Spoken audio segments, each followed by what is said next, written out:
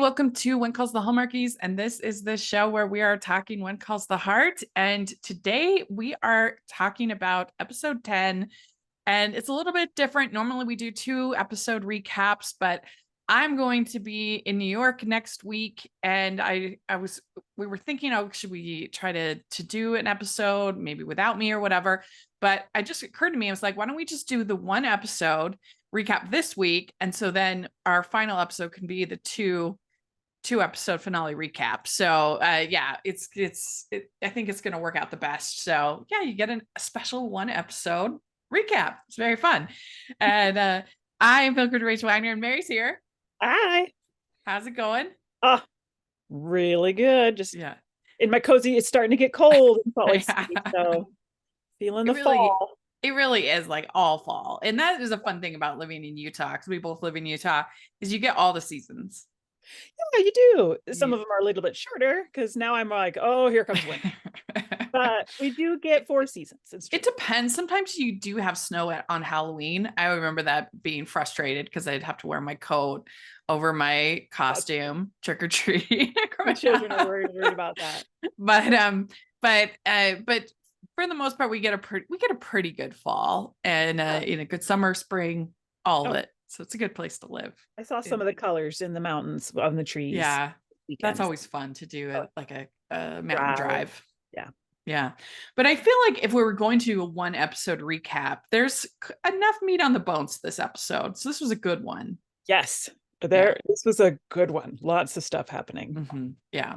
And of course, we've got all of the speculation and everything to talk about, which is wild. But it's called Wild. Yeah, it's called All Dressed Up, and it's for the governor's black tie ball. The community gets ready. Lucas makes the decision to make an effort to persuade the governor to support them while still in shock at Union City Holdings' true intentions. So overall, you like this episode? Yeah, because of all these things that were happening, there's some layers here that took me a while to be like, I think I even paused and rewound. Okay, I need to watch that again. What's happening here? It's happening fast, new developments. So yeah, overall, I liked it. There were things we'll go into with this triangle thing at all, but we'll pull that apart. Yeah.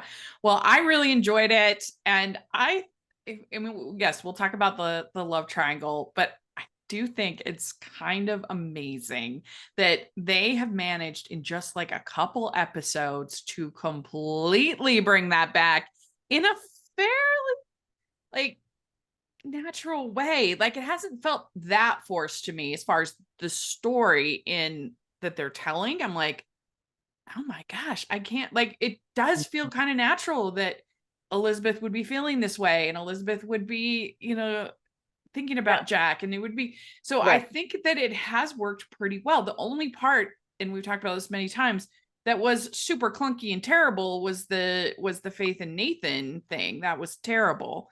But I still feel like, man, it just seems, it makes sense that Chris McNally is leaving the show. It just,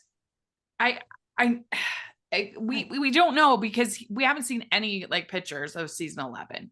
I scored the internet trying to find pictures of season 11. I found nothing with Chris McNally, and very few at all. Most of them were pictures from season 10. And he's, nobody said anything because they can't on social media.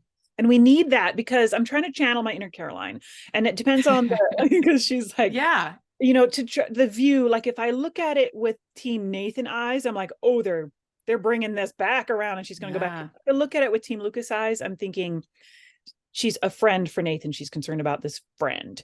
He's about lots of stuff in his own life. She's in love with Lucas. Her conflicting face that's happening this episode is thinking about other things. So, it just depends on how, and I don't know, I felt a touch gaslit. Like, you had that whole time building up this love story, and if you are going to try to bring a triangle back, then why did you do all that? But then I'm like, it's a TV show, calm down. But I'm just amazed that they have done it as well as they have, I guess. Yeah, I mean, it's not abrupt, like, wow. I would never have believed it, that they would even attempt it, that they would, I I feel like it's been quite brilliant. I really do. I mean, this last couple episodes, and and to get me to be like, I genuinely don't know what's going to happen, and I that know. is hard to do with When Calls the Heart. Yeah. Where are they doing this so that we have this big satisfying ending over here? We're like, Yeah. or is it to be like, now start to shift your thoughts over here? Yeah, I don't know. I I mean, don't know. I know Aaron said, I guess, that nobody's leaving the show at one point. That's Okay. what Caroline says, at least. And but I could kind of see her like not wanting to spoil things, and so saying something like that. It's probably true, and he's not leaving, and they're gonna get married, and everything's gonna be fine. But Be the boring happy ever after. yeah, I That some mean, of us want. it just would make so much sense. It would make sense to all the choices. Like if he told them midway through, if he was like, I don't think I want to come back for season 11, totally Yeah. makes sense why they had this horrible clunky thing with Nathan and Faith. Like, because that made no sense. It was terribly written. Yeah. And so there was like, all of a sudden we have to change gears, and we have to give an ending for Lucas that makes sense, and him becoming governor and makes sense. And I remember Andrew Brooks saying that this season wasn't, that she thought that it was going to feel like an ending, but it actually felt like a beginning. And that would also make sense if Lucas becomes governor, and then all of a sudden Elizabeth is maybe thinking of starting this other relationship or ending that would feel like a beginning. But then isn't that so hallmarky though, to like have somebody break up with somebody because they wanted to move? I'm like, no, that's absolutely true. yeah. True love, like what I thought they had. True love is committed, is kind, is long suffering, is patient, is you are a couple now, you know, and well, so they each make. So. this episode had one of the most like hallmarky lines I think I've ever heard, when he says, "I'm a big city man and I see things for what they can be." Oh my gosh. That was Montague's. Oh, he did. That was so with, and the music and the cinematic, you know, his framing of the shot, the line, everything. It was just chef's kiss. Yeah. Ben Wilkinson, you are my hero. He is so good. Yep. Big city bad. Big city man. Oh, that was, you're right. He's so good at being a villain. He is. My husband's watching. He's like, oh, he's bad.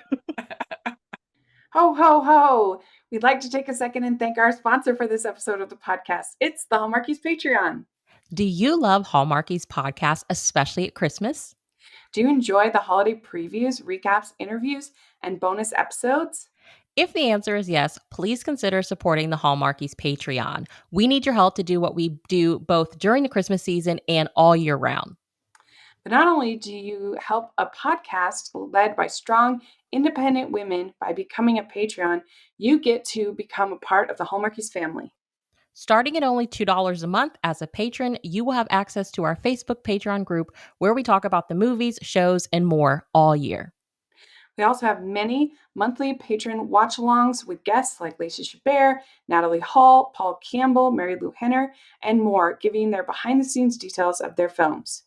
As a patron, you also have the chance to provide input into the podcast and even join us at different tiers. So this Christmas season, spread some cheer to the Hallmarkies Patreon and become a member today. You won't regret it. Go to patreon.com/Hallmarkies to learn more. That's patreon.com/Hallmarkies. And then we also, just the way that they have been portraying Nathan. I mean, he was always portrayed as a hero, but for a long time, what was frustrating to me is that he was just so bland. There was nothing to his personality. I wanted to see him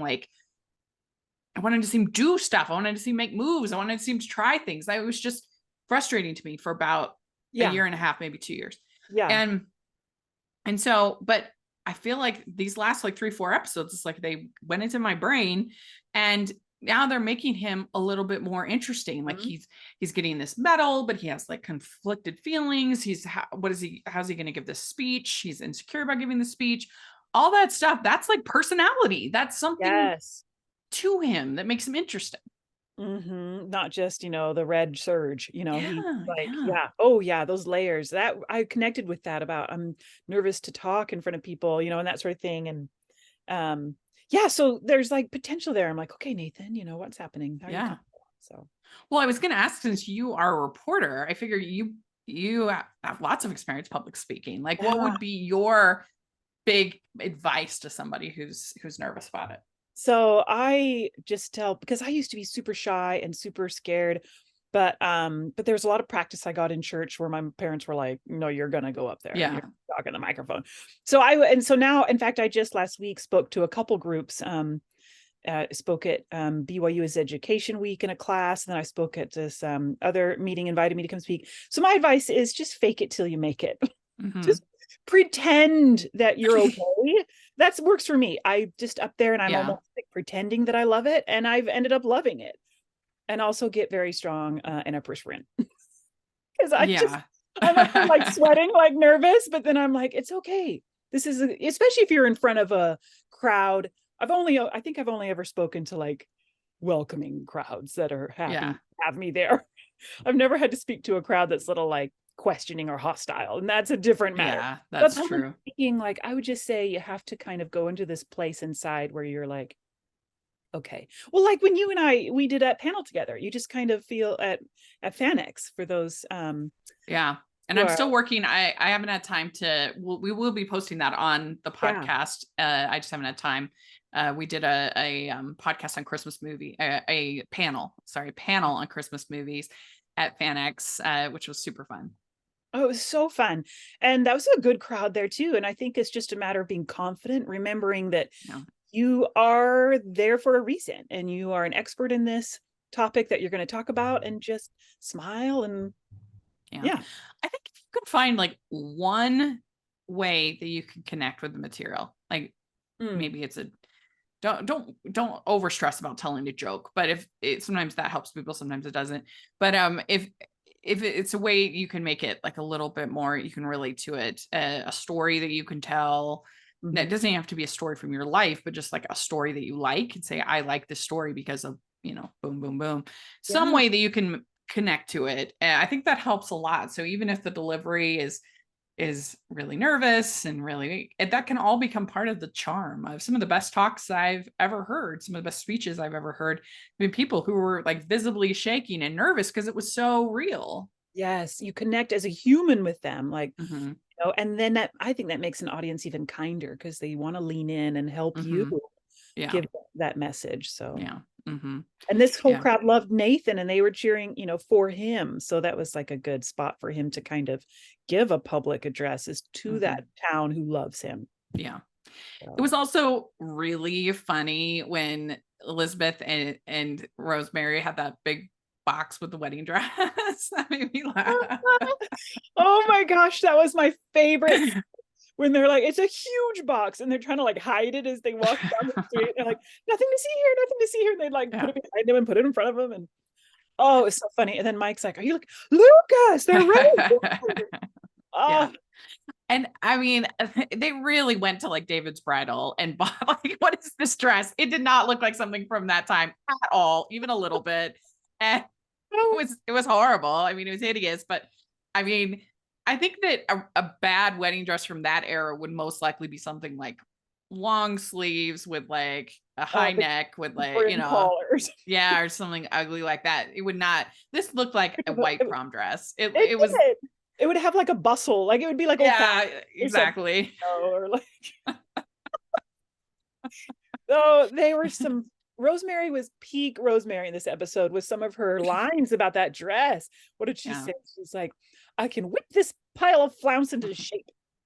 What would be, I don't know, maybe fans would be offended by this, but it would be kind of nice, I think, if they took her Jack wedding dress and altered it, like just, or used it in some way. Yes, she has it still, right? And my husband, I think that would actually be really sweet. Yeah, he in fact said that. He goes, in that time period, wouldn't a woman probably just get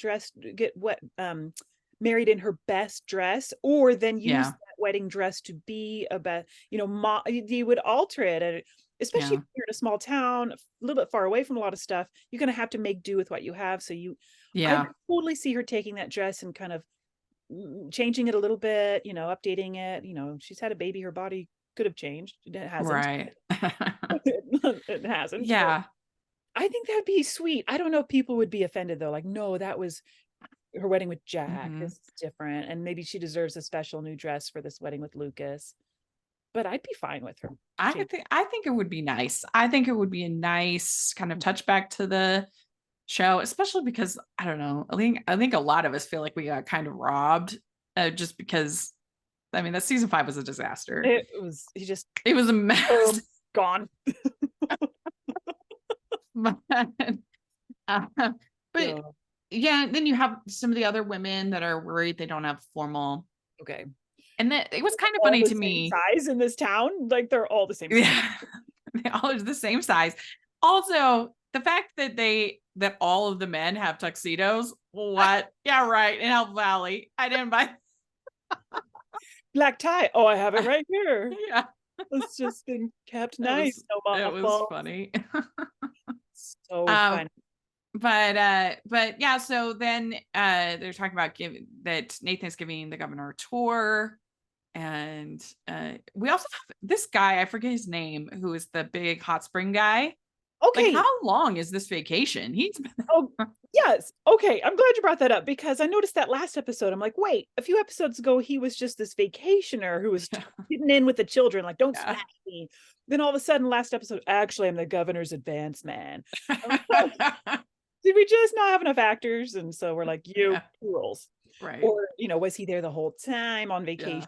And then he's like, oh, perfect. I'm already here. I've scoped it out for you to come from Buxton instead of, Yeah. He's so funny. And at the end, he's like to Lucas, let's talk. So that is, that's what we'll talk about. But yeah, I'm glad you noticed that because I'm like, wait, this guy, Mitchell, Mr. Mitchell, tweet. I don't know. Yeah. I don't know his name. Yeah, I don't know his name, but we know who that is. Yeah. Well, so then we have Elizabeth and Rosemary talking, and he says, well, maybe this is a bad omen. Wow. And it's normal to get the jitters, isn't it? But I mean, Elizabeth would already know. She's already been married. Like, she would have something. I'm like, that would be the point. Would she be able to say, I didn't feel this way before marrying Jack? Mm-hmm. She should already know. Yes, that felt a little out of left field for me. I was kind of upset about that. She's been happy this whole time with Lucas. She's looking forward to marrying. She's doing these wedding plannings. So what are the jitters about? Is it about all her worries for the town and the timing and Lucas's involvement? Or is it actually getting married to him, and what will that look like getting married again? Yeah, I don't know. I don't know, Mary. I think we're gonna get a breakup. I don't know. Like, I just don't think that we're gonna get a wedding at the end of this season. I really don't. I think that if we are gonna get a wedding, I just think that, like, Nathan's gonna be there and Lucas is gonna be there, and she's gonna be looking like back, forth, is she gonna do a Friends thing and say the wrong name? Oh my gosh, that would be epic. I take you, Rachel. Emily. That would be bad. Don't do that, please, writers. If you're listening to this, even though you've already shot it, don't do it. It would be bad, but it would sure be good for the podcast. We would get so many listens. People would go crazy if that happened. And I'm gonna have, if that does happen, then we will have that clip ready to go of you predicting it. Oh no, karma! I didn't mean it. I want their happily ever after. I was Team Lucas from the beginning, but I've always been Team Lucas too. But I have to say, like, they've just made him so bland and boring that I don't really care. But I feel like the fact that that they have tried this at all is, like, amazing to me, and B, that they're pulling it off as well as they are. Like, yeah. So Lucas did have some spice this episode near the end. He's fired up. And that layer of, I'm like, wait, what's he doing? Yeah, that was good. From the newest sensation in contemporary romance comes a delightfully heartwarming holiday story that's perfect for fans of Rayanne Thane, Denise Hunter, and Debbie Maycomber. Art buyer Charlotte Moore is given the chance of a lifetime to be head buyer for the esteemed Wallace Gallery's Christmas Charity Gala. But when she arrives at the auction, after the most prominent pieces are all bought up, in a panic, she bids on the final painting, an unsigned landscape she's nearly sure her boss will despise. To save her job, she finds herself in the beautifully festive New England coastal town of Seabreeze, the setting of the painting. When a nor'easter blows through, she's stuck at the adorable Cove Hill Inn, all decorated for the holiday and brimming with Christmas magic. Get your copy of The Christmas Promise by Lindsay Gibson today, wherever you shop for your holiday reads. That's The Christmas Promise by Lindsay Gibson. He's making a deal with them, but then it turns out. Yeah, then he just flips on them. Mm-hmm. That was good. That was and so good. The water levels are back up at the springs, and I'm pretty sure that's not the way that water works like that fast. Like, I don't think you can like clear natural springs. Yeah, I don't know. In like days. Maybe. What do I know? I have no idea. I'm not a geologist. I would love, hey, if we have any geologists in your family listeners, let us know in the comments how you think this could happen, because it was intriguing. Like a bathtub. And is it the right, temperature of water, that filled back up again? Yeah. Does it become hot springs again? Yeah, because I thought it was like something else was filling that, not the creeks that they're diverting. So it's So then this is when Lucas talks to Montague, and I'm hoping I can change your mind. And he says, I'm a big city man and I see things for what they can be. Oh my goodness. So there were some fun moments where Montague's like, well played, because Lucas takes him aside there by the hot springs, and then Lee and Nathan, he's like, do you know what you need to do? Yes. No. What do we need to do? But then kind of play it by ear, and then they get the governor aside. And this was where I was like, the governor is, because when so Lucas and Montague were having their conversation, and he's like, well played when he comes back, and then Lee and Nathan take the governor off in a wagon, and tell him Montague's stealing our water. And he's like, such outrage will not stand, not as long as I'm governor of this territory. And I'm like, wait a minute. Yeah, because he thinks at first, Lucas thinks that Montague's going on the tour in order to stop him from telling the governor. He says, you going to tell the governor? Isn't that why you invited yourself along, to try and stop me? Mm-hmm. And then once they finally do, it was pretty effective. I was like, oh, the governor's in on it. Oh. Yes, there were twist to twist to twist. And I tell you, being in journalism for all those years, locally, I don't want to say too much, but I've met governors. And I was like, this actor is being a good governor. Like, he's governoring and governoring. Like, I am here for the people. I love business. I love you. And then it's like, wait, but I'm not saying any of the previous Utah governors were like this guy. By the end, he's a politician. I get it. Yeah. And so then Bill goes to see Madeline and finds her in, where is he at? It was that hotel Buxton in Buxton? Is it Buxton. Or Union City? I can't remember. I wrote down Buxton in the hotel lobby. He tells me he knows things. Yeah. So then she tells him that Montague was her husband's business partner, and that got into gambling debt, and that she's basically holding hostage by Montague over her husband's debt. Mm-hmm. And he said he's told her that no one would get hurt. Mm-hmm. But she's holding the deed as leverage. Yeah. So, saying this is the only thing I have, like, against him, so I can get my, like, her trust or her inheritance or something. Yeah. I don't know if you remember, years ago, there was a talk at conference. This was when I was on my mission, so this is a long time ago. That was called "Forgiveness Can Change Bitterness into Love," and it was all about these two men that were fighting over water rights and water usage on their land. And one of them ended up actually killing the other over this. And Oh.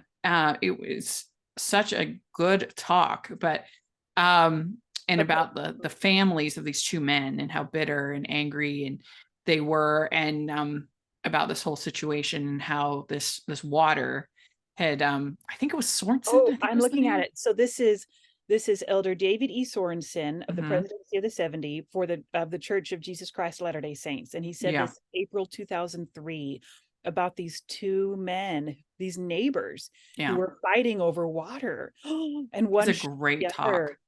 Oh, wow. So one diverted the water away from the other's farm, and then he came and shot him dead. Mhm. And Because so there was so like things could get very heated over over water. water. Yes, Yeah. that's true. We see that in the West, that water rights and water usage, and especially when you're relying on it for your livelihood. Mhm. Yeah.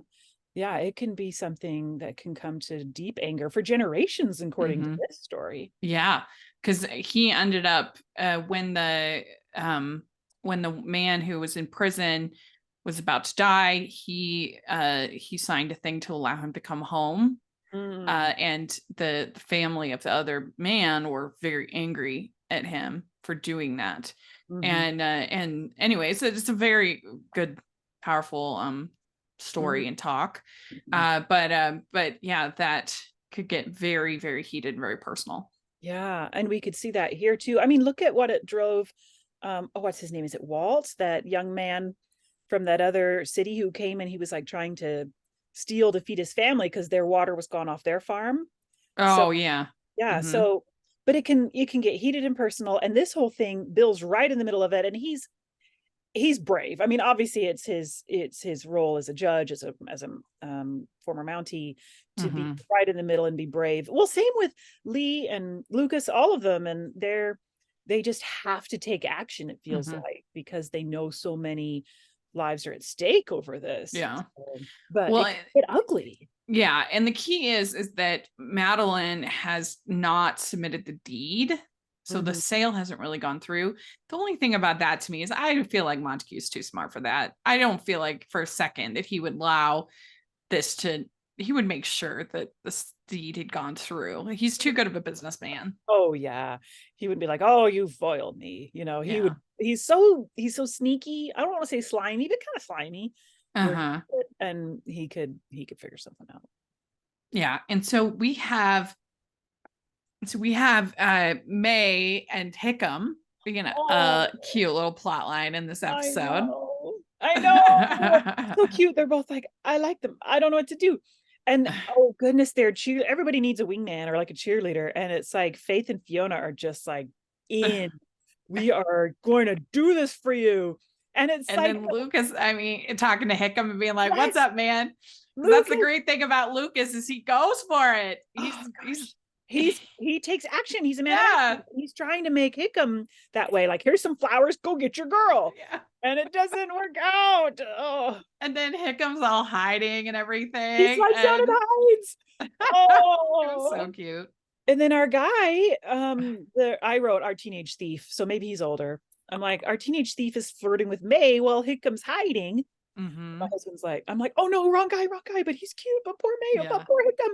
And my husband's like, fortune favors the bold. that's Gotta right. go ask, go get your girl. Yeah. So Harry asked May to the Harry, that's ball. Yeah, to the ball, and I do think he does seem a little young for May, but but it's cute. And she's but yeah. yeah, I I like him know. so much. I just want him to be with Rosaline. Oh, so sweet. That'd be perfect. It would be But yeah, perfect. that was sweet. He's like, I see this Uh-huh. girl, I'd like to go. She would like, we could go have a good time. And it's like the next second Mike Yeah. shows up and she's like, What would have been really, really cute is if they had May being the one to be like orchestrating the whole thing with Harry just to make him jealous. oh yeah, I love Yeah, that. that Yeah. would have been cute. Take some, yeah. Yeah, yeah. But I like that. I'm a big fan. We'd like to take a second and thank our sponsor for this episode of the podcast. It's the Hallmarkies merch store. Are you looking for that perfect gift for the postable, Hardy, or Hallmarky in your life? What about getting that t-shirt or hoodie that will help you stand out at your next holiday party? Now is the time to check out the Hallmarkies merch store. full of festive designs by artists like Jessica Miller, Carrie from Hallmark Comics, and more. You can even have more than just shirts, but totes, cell phone cases, notebooks, mugs, and more. And it isn't just Hallmark. We have designs for Anna Green Gables, Man from Snowy River, The Nanny, and more. Every purchase at the merch store goes to help support the podcast and allows us to make the great content you know and love. There are frequent sales, so go to tpublic.com/stores/Hallmarkies or see the link in the description. That's tpublic.com/stores/Hallmarkies. He also feels kind of conflicted about this because he's like, I've been taking money from Montague for months. And Rosemary's like, we all looked at the plans. We would never have guessed that these, what do they call it? The bridges things that they were doing, that they were trestle. Yeah. And he says, all I cared about is the profit. Oh, I love this conversation. Yeah. And she says, what does she say? She's like, you cared about your employees, your people in town. Yeah. Exactly. He's not a bad man of business. No. He's a good man of business. Such a good man. He felt guilt. He was not, and she's pointing out, you weren't in it to get rich. You are a businessman. You're trying to, he didn't know. He didn't know. Yeah. And that's the difference. Yeah. So then we have, this is when Nathan's nervous about speech, and the advice is look for a friendly face and imagine you are talking to that person. Mm-hmm. And of course, then he's like looking at Elizabeth. So very cute. Yeah. But it would have been cute if he'd also been looking at Allie. That would have been, yeah. Oh yeah. That would have been cute. At the thing. I don't think, remember. Maybe there weren't kids. Maybe it was all adults. She was babysitting little Jack. Because remember Elizabeth's in the dress that she tried on, and then Nathan comes to the door and does the whoa, look her up and down thing. Yeah, that was fun. Yeah. Oh yeah, Nathan sees her in the dress. I think you look great. You look great. And Rosemary's like, if you like meringue. Yeah. Meringue. Should Allie come over at 7 as he's being pushed out the door? So yeah. Yeah, I don't think that they had like I don't think mermaid cuts were a thing that back then. Yeah. I don't think anybody had a mermaid dress. No, I don't think so. But I guess that's what her dress was. So yeah, she kept saying mermaid. I think that's a modern thing, but what do I know? I know. But yeah, so he sees her in the dress. And then he says in his speech that it's an odd thing to get a medal for doing your job. We lean on each other when times are tough. I consider it my greatest honor to serve and protect. That was a sweet speech. And it was about the community. I found that so beautiful. Humble. Because this whole season has been about the town as a whole and that community feeling. And he notices that. And yeah. It's good writing to build up this tension. So he's seen her in the dress, but then we've also gotten Lucas having good moments and standing up against the governor. So we're like building up both these characters, and it's all coming to this point of like, what is she going to do at the wedding? What is going to happen? And it makes you want to tune into the next episode. It's very effective. Oh, for sure. I'm so curious to see, because I'm, and these next steps, is it part of this plan? Because Lucas had been dancing with her and said, do you trust me? Does that continue through the next episode as these things are happening to try to help the town with this whole governor thing? Is it just part of that plan? Or is it, actually, maybe I should, think of, or is he always has, I feel like in his heart, Lucas always has the good of Elizabeth and the town in his plans, but yeah. I think so. I mean, he says that, do you trust me that, I'll do the right thing for Hope Valley. And when he's alone with Montague and the governor, it was an effective scene because you're like, oh, whoa, this is like old Lucas. And he was able to flip so well. Oh, well, he closes the door and he's like, all right, let's talk. Yeah. It's like, I can be the point person in the valley who wants to be a partner and friend for a theme. Yeah. And And then he's like, can you take Mr. Bouchard through our aqueduct map? And he's like, here it is right here. And he has it in his pocket and gives him the map. He's like, thank you. And then I was like, wait a minute, So then when so that kind of puts us on edge as viewers, Yes. like, oh, whoa. Yeah. And then when he makes the big announcement, he's like, he told me when he offered me a cut to join in. Yes. Oh, and he's man, like, and this is on the radio. We broadcast to the whole country. Everybody in Canada is hearing this, evidently. yeah, or at least in their territory. Yeah. And wow, what a public speaker, because he just comes out firing into the microphone. Yeah. I wrote, make dropping your it like voices, you make your voices heard. Oh, and with the tiny part went so fast where he comes out and he goes, "You were brave in there. You were great in there. Rosemary has taught you acting well." And I was like, oh. And then he goes, "Are you sure I could be sued for libel or thrown in jail? Do you want me to do this?" And she says, "Yes, you are a brave man, Lucas." Yeah. It was it was super fast. It was very effective to have both Lucas and Nathan at their best, the best we've ever seen them as far as their characters, their behavior, their love for Elizabeth, their everything. Like, it makes you want to watch what's going to happen next. It's compelling. It's good. It's well written. I just feel so happy for those in the future who will find the show and just binge watch it. They can just hit next. Yeah. Like, I'm like, we have to wait a week. Yeah. They'll be like, what's happening next episode? And I think they got new writers this season, and you can really tell, like, I would fight anyone that said that this is not one of the best seasons that they've ever had. Aside from the Nathan and Faith thing, that was an atrocity. But other than that, it has been solid. Yeah. Loving it. Yes. Very good. And so, yeah, that was very effective. The whole Lucas thing was very effective. And it was super fun to see all the women in their pretty dresses. That was great. It was very fun for each other, all excited to see each other. Yeah, I love that. Those friendships. Yeah. Yeah. And it was fun. Like, they each got their kind of like model moment of like, oh, look, here's May, and oh, here's Florence, and here's Molly, and here's it was fun. Each person got a chance to be admired, because I think everyone wants to feel like they look pretty on a special night. Yeah. You can praise my character and personality all the time, but also sometimes tell me I'm pretty. Yeah, exactly. Especially in a red tie event, and then that man looking so handsome. So it was fun. It was very fun. So I really enjoyed this episode. I thought it was very well written, very well done.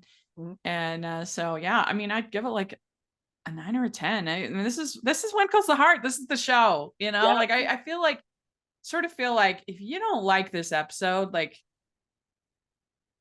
what are you, I don't know, is this the show for you? Maybe. Yeah, because it's peak. You're exactly right. Yeah, I think I'm at a 10. I mean, especially for those last few minutes. I was like, oh, what's happening? Oh, what's happening? Yeah. And like I said, I do not know what they're going to do. I mean, I guess I have to assume that Chris McNally is coming back. And if he is, I can't imagine that they're truly going to break up. Yeah. But I still have a thought of like, man, it would make sense. It would just explain everything so much, all the choices. And so if that was going to be the case, and then we found out that, oh, he's not coming back, be like, okay, everything's making sense. Because it is true that he was in another show last year with Rise of the Pink Ladies, which has now been canceled.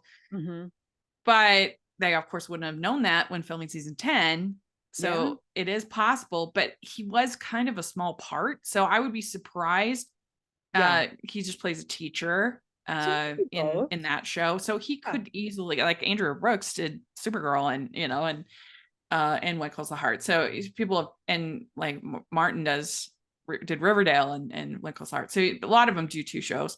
So I doubt that would be the reason, but I don't know. So it's just, he can't leave for something unless it was like huge, This one's like the main, in my opinion, the main show. Why would you leave this one for something that might have a, I don't know.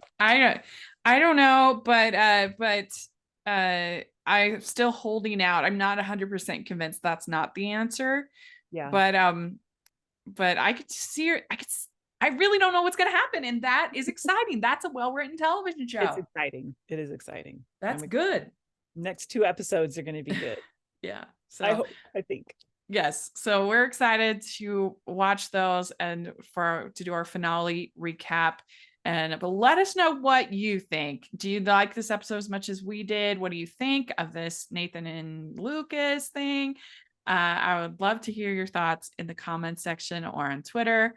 And Mary, where can people find you? Yeah, I'm on Twitter at _Mary Richards. Facebook is Reporter Mary Richards. Instagram, Mary Richards Reports.